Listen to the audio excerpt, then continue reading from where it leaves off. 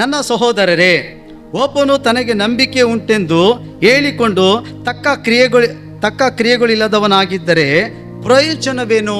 ನನಗೆ ನಂಬಿಕೆ ಉಂಟು, ನಾನು ದೇವರ ಮೇಲೆ ನಂಬಿಕೆ ಇಟ್ಟು ಇಷ್ಟು ವರ್ಷ ಆಯಿತು, ಇಷ್ಟು ತಿಂಗಳಾಯಿತು, ಅಯ್ಯೋ ನಾನು ದೀಕ್ಷಾಸ್ಥಾನ ತಗೊಂಡು ನಾನು ದೇವರ ಮಗಳು, ನನಗೆ ವಿಶ್ವಾಸ ಬೆಟ್ಟದಟ್ಟೆ ಐತೆ, ದೇವರು ಎಂತೆಂತ ಆಗ್ಬಿಟ್ಟು. ನಂಬಿಕೆ ಇದ್ದು ಕ್ರಿಯೆ ಇಲ್ಲ ಅಂದ್ರೆ ಏನು ಬಂತು ಪ್ರಯೋಜನ? ದೇವರ ವಾಕ್ಯ ಏನು ಹೇಳ್ತೈತೆ? ನನ್ನ ಸಹೋದರರೇ, ಒಬ್ಬನು ತನ್ನಲ್ಲಿ ನಂಬಿಕೆ ಉಂಟೆಂದು ಹೇಳಿಕೊಂಡು ತಕ್ಕ ಕ್ರಿಯೆ ಉಳ್ಳವನಾಗಿರದಿದ್ದರೆ ಪ್ರಯೋಜನ ಏನು? ನಂಬಿಕೆ ಐತೆ ದೇವ್ರ ಮೇಲೆ, ದೇವರು ಒಳ್ಳೆಯವನು. ಹಾಗಾದ್ರೆ ನೀನು ಒಳ್ಳೆ ತಂದೆಯಲ್ಲಿ ನಡ್ಕೊಂಡು ಕ್ರಿಯೆಯಲ್ಲಿ ತೋರಿಸಿಲ್ಲ ಅಂದ್ರೆ ಏನು ಬಂತು? ನಂಬಿಕೆ ವ್ಯರ್ಥ ಅಂತ ದೇವ್ರು ಹೇಳ್ತಾ ಇದ್ದೆ. ದೇವರ ವಾಕ್ಯ ಹೇಳ್ತದೆ ವ್ಯರ್ಥ ಅಂತ. ನಂಬಿಕೆ ವಿಶ್ವಾಸ ನಿನಗೈತೆ, ನಿನಗೆ ವಿಶ್ವಾಸ ಇಲ್ಲ ಅಂತ ಅಲ್ಲ, ಆದ್ರೆ ದೇವರನ್ನ ಒಳ್ಳೆಯವನಂತ ನಂಬುದ ಮೇಲೆ ಆ ಒಳ್ಳೆ ಕ್ರಿಯೆಗಳು ನಿನ್ನೊಳಗಡೆ ನನ್ನೊಳಗಡೆ ಇರಬೇಕಂತೆ. ಯಾಕೆ ಮಾತಾಡ್ತಿಲ್ಲ? ಅರ್ಥ ಆಯ್ತಾ? ಚರ್ಚಿಗೆ ಬಂದೆ, ಪ್ರಾರ್ಥನೆ ಮಾಡಿದೆ, ದೇವರು ಒಳ್ಳೆಯವನು ಅಂತ ನಂಬಿಕೆ ಇಟ್ಟು ಹೋದ್ರೆ ಸಾಲದು, ಕ್ರಿಯೆನೂ ಇರಬೇಕಂತೆ. ನಾವು ಒಳ್ಳೆಯದಾಗಿ ನಡ್ಕೋಬೇಕಂತೆ, ನಾವು ಬದಲಾಗಬೇಕಂತೆ. ನಾನು ಎಷ್ಟು ವರ್ಷದಿಂದ ಹೋಗ್ತಿದ್ದೀನಿ ಗೊತ್ತಾ ಚರ್ಚಿಗೆ, ನನಗೆ ಭಾಳ ವಿಶ್ವಾಸ.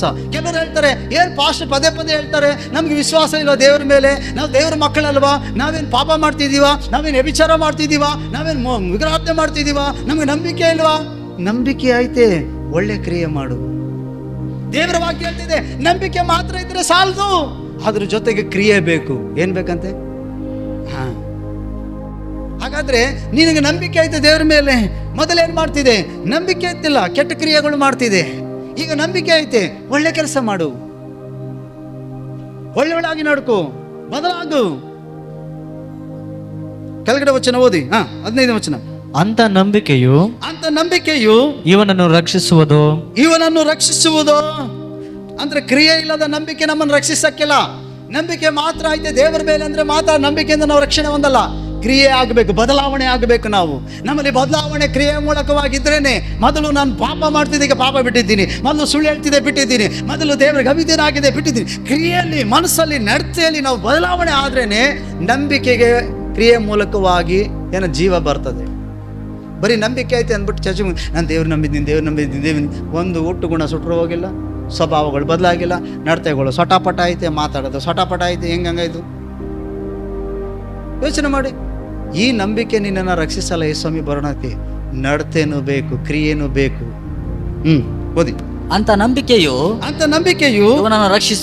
ಅವನನ್ನು ರಕ್ಷಿಸುವುದು ಒಬ್ಬ ಸಹೋದರನಿಗೆ ಇಲ್ಲವೇ ಒಬ್ಬ ಸಹೋದರಿಗೆ ಬಟ್ಟೆಯು ಆ ದಿನದ ಆಹಾರವೂ ಇಲ್ಲದೆ ಇರುವಾಗ ನಿಮ್ಮಲ್ಲಿ ಒಬ್ಬನು ಅವರಿಗೆ ದೇಹಕ್ಕೆ ಬೇಕಾದದನ್ನು ಕೊಡದೆ ಸಮಾಧಾನದಿಂದ ಹೋಗಿರಿ, ಬೆಂಕಿ ಕಾಯಿಸಿಕೊಳ್ಳಿ, ಹೊಟ್ಟೆ ತುಂಬಿಸಿಕೊಳ್ಳಿ ಎಂದು ಬರೀ ಮಾತು ಹೇಳಿದರೆ ಪ್ರಯೋಜನವೇನು?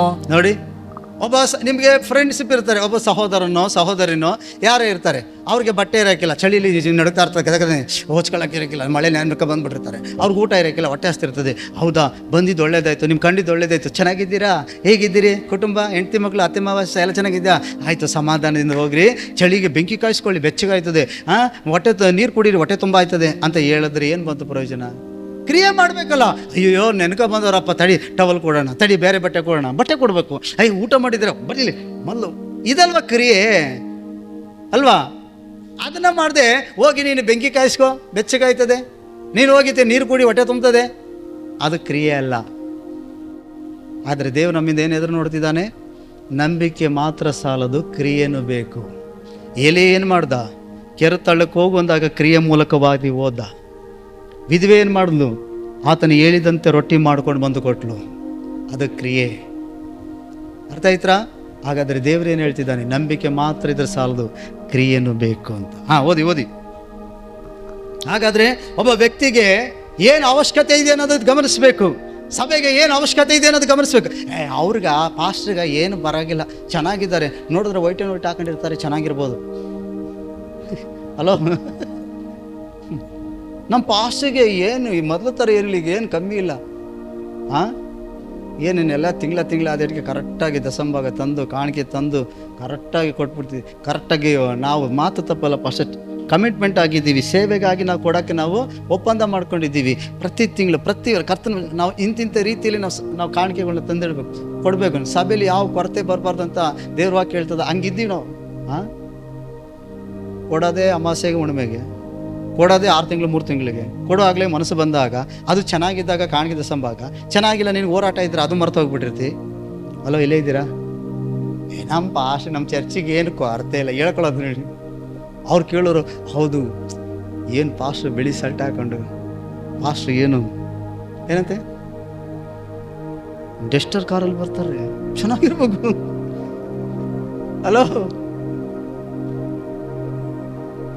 ಸೇವೆಗೆ ಅಗತ್ಯತೆ ಏನಿದೆ ಅಂತ ಯೋಚನೆ ಮಾಡಿ. ನನ್ನ ಕುಟುಂಬನೇ ನಾನು ಇಷ್ಟು ನಡೆಸಬೇಕಾದ್ರೆ, ಇಷ್ಟು ಖರ್ಚಾಗೋದಾದರೆ ಒಂದು ಸಭೆಯ ಸೇವೆಯ ಪ್ರತಿಯೊಂದು ಖರ್ಚು ವೆಚ್ಚಗಳೆಷ್ಟು? ಸೇವೆಯಲ್ಲಿ ನಾನು ಪಾಲುಗಾರಿಕೆ.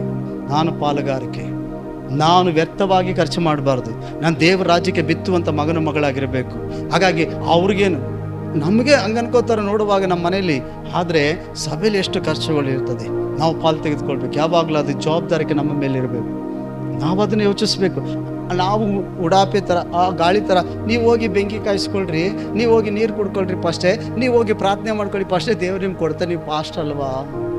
ನಮ್ಗಾದ್ರೂ ವಿಶ್ವಾಸಿಗಳು ಕೊಡದೇ ಇರ್ಬೋದು. ನೀವು ಕೇಳಿದ್ರೆ ಹಂಗಂಗೆ ಗೊನೆನೇ ಓದಿಸ್ಬೋದು. ಮೈಕ ಬಿಚ್ಕೊಂಡೆ ಸೋತ್ರ. ಯೇಸ್ವಾಮಿ ಏನು ಹೇಳಿದ್ರು ಗೊತ್ತಾ? ಈ ಇಸ್ರಾಯೇಲ್ರಿಗೆ ಅಂದರೆ ಲೇವಿ ವಂಶದವ್ರಿಗೆ ಯಾವ ಭೂಮಿ ಕೊಡಬೇಡ್ರಿ, ಅವ್ರಿಗೆ ಏನು ಕೊಡಬೇಡಿ, ಯಾವ ಕೆಲಸ ಮಾಡೋಂಗಿಲ್ಲ, ಅವ್ರಿಗೆ ನೀವೇ ನಡೆಸ್ಬೇಕು. ನನ್ನ ಆಲಯದಲ್ಲಿ ಬರುವಂಥ ಪ್ರತಿಯೊಂದು ವಿಷಯದಲ್ಲಿ ಅವ್ರಿಗೆ ಪಾಲ್ಗಳುಂಟು ಅಂತ. ಅರ್ಥ ಆಯ್ತಾ? ಕುರಿ ಕಾಯುವವನು ಉಣ್ಣೆಯಿಂದಲೇ, ಕುರಿಯ ಹಾಲಿಂದಲೇ ಸೇವೆ ಮಾಡಬೇಕು ಅಂತ ಹೇಳಿದ್ರು. ನಾವು ಫ್ಯಾಕ್ಟ್ರಿ ಗಿಟ್ರಿ ಹಾಕೊಂಡಿದ್ರೆ, ನಮಗೂ ಬಾಡಿಗೆ ಗಿಡಿಗೆ ಬರೋದಿದ್ದಿದ್ರೆ, ನೀವು ಹೇಳ್ದಂಗೆ ಪಾಸ್ಟಿಗೆ ಏನು ಕಮ್ಮಿ ಅಂದಿದ್ರೆ ಸ್ತೋತ್ರ, ಅದು ಹೇಳಕ್ಕೆ ಅರ್ಥ ಇರ್ತಿತ್ತು. ಹಲ್ಲೆಲೂಯಾ. ಸೇವಕರಾಗಿ ನಾವು ಕೆಲವು ಕುಟುಂಬಗಳನ್ನ ಸಂಧಿಸ್ತೀವಿ. ನನ್ನ ಅನುಭವದಲ್ಲಿ ನಾನು ಕೆಲವು ಕುಟುಂಬಗಳನ್ನ ಸಂಧಿಸುವಾಗ ಆ ಪರಿಸ್ಥಿತಿಗಳು ನೋಡ್ತೀವಿ. ಕೆಲವರಿಗೆ ಕೊಡಬೇಕಂತ ಆಸೆ ಇರ್ತದೆ, ಪರಿಸ್ಥಿತಿ ಚೆನ್ನಾಗಿರಲ್ಲ. ಕೆಲವರು ಏನೋ ಒಂದು ಇದು ಮಾಡೋಕ್ಕೆ ಬರ್ತಾರೆ. ಆವಾಗ ನಾನೇನು ಮಾಡ್ತೀನಿ, ಪ್ರಾರ್ಥನೆ ಮಾಡಿಬಿಟ್ಟು ಬಂದುಬಿಡ್ತೇನೆ. ಎಷ್ಟು ದೂರ ಹೋಗಿದ್ರು ಪರವಾಗಿಲ್ಲ, ನಾನು ಅವ್ರ ಕಾಣಿಕೆ ಕೈಗಳನ್ನ ಎದುರು ನೋಡಲ್ಲ. ಯಾಕಂದರೆ ನಮ್ಮ ಪರಿಸ್ಥಿತಿ ನೋಡಿದಾಗ ಗೊತ್ತಾಗ್ತದೆ ನಾವು ಅದಕ್ಕಾಗಿ ಬಂದವರಲ್ಲ. ದೇವರು ಅವ್ರನ್ನ ಬಲಪಡಿಸೋಕ್ಕೆ ಬಂದಿದ್ದೀವಿ, ಅವ್ರನ್ನ ಆಧರಿಸೋಕ್ಕೆ ಬಂದಿದ್ದೀವಿ, ಅವ್ರಿಗಾಗಿ ಪ್ರಾರ್ಥನೆ ಮಾಡೋಕ್ಕೆ ಬಂದಿದ್ದೀವಿ, ಬಂದ್ಬಿಡ್ತೀವಿ. ಹಲ್ಲೆಲೂಯಾ. ಅರ್ಥ ಆಯ್ತಾ? ಹಂಗಂದ್ರೆ ಏನೋ ಒಂದು ವಿಶ್ವಾಸ, ಏನೋ ಒಂದು ದೇವರು ಏನೋ ಒಂದು ಬಾಗಿಲು ತೆರಿಬೋದು, ಏನೋ ಒಂದು ಕಾರ್ಯ ಮಾಡ್ಬೋದು ಅಂತ ವಿಶ್ವಾಸದಲ್ಲೇ ಹೋಗ್ತಾ ಇರ್ತದೆ. ಅದಕ್ಕಾಗಿ ದೇವ ಮಕ್ಕಳಾದ ನಾವು ಸೇವೆಗಳನ್ನು ಪಾಲು ತೆಗೆದುಕೊಳ್ಳೋದಕ್ಕೆ ರೆಡಿ ಆಗಿರಬೇಕು, ಕ್ರಿಯೆ ಮಾಡುವುದರಲ್ಲಿ ಸಿದ್ಧತೆ ಆಗಿರಬೇಕು. ನೀವು ಕೂಡ ವಾಕ್ಯ ಹೇಳಂಗೆ ಬರೀ ಬಾಯಿ ಉಪಚಾರದಲ್ಲೇ ಪ್ರೀತಿ ಮಾಡ್ತಾ ಬೇರೆಯವ್ರ ಮುಂದೆ ದೊಡ್ಡದಾಗಿ ನಮ್ಮ ತುಮ್ಮನ ಕಟ್ಟೆ ಸಭೆ ಹೆಂಗೈತೆ ಗೊತ್ತಾ, ನಮ್ಮ ಪಾಸ್ಟ್ ಹೆಂಗೈತೆ ಗೊತ್ತಾ, ನಾಳೆ ಅವ್ರೇನೋ ಸಿಗಿದಾಗ ನಾವು ಅರೆ ನೀವು ವಿಶ್ವಾಸಿಗಳು ಇವರು ಹಿಂಗೆ ಹೇಳಿದ್ರು, ಪಾಸ್ಟ್ ನೋಡಿದ್ರೆ ಹಿಂಗೆ ಅವರಲ್ಲ, ಹೌದಲ್ವಾ? ಸಭೆಗೆ ಏನೇನೋ ಹೇಳಿದ್ರು, ಇನ್ನೂ ಕೆಲವೊಂದು ಅವಶ್ಯಕತೆಗಳು ಬೇಕಲ್ವಾ, ಕೆಲವೊಂದು ಕಾರ್ಯಗಳು ಬೇಕಲ್ಲ, ಏನು ಹಿಂಗಾರಲ್ಲ ಇರಬಾರ್ದು. ಅದಕ್ಕೆ ದೇವರು ಕೇಳ್ತಿದೆ, ಆಲೆಯು ಆಹಾರ ಶೂನ್ಯವಾಗದಂತೆ, ಆಲಯದಲ್ಲಿ ಕೊರತೆ ಬರದಂತೆ ನೋಡಿಕೊಳ್ಬೇಕಾ. ಆಲೆ ಚೆನ್ನಾಗಿ ಸಮೃದ್ಧಿಯಾಗಿದ್ದರೆ ನಿಮ್ಮ ಕುಟುಂಬದಲ್ಲಿ ದವಸ ಧಾನ್ಯಗಳು, ಕೈ ಹಾಕುವ ಕೆಲಸಗಳು ಕರ್ತನ ಆಶೀರ್ವದಿಸ್ತಾನಂತೆ. ಹಲ್ಲೆಲೂಯಾ.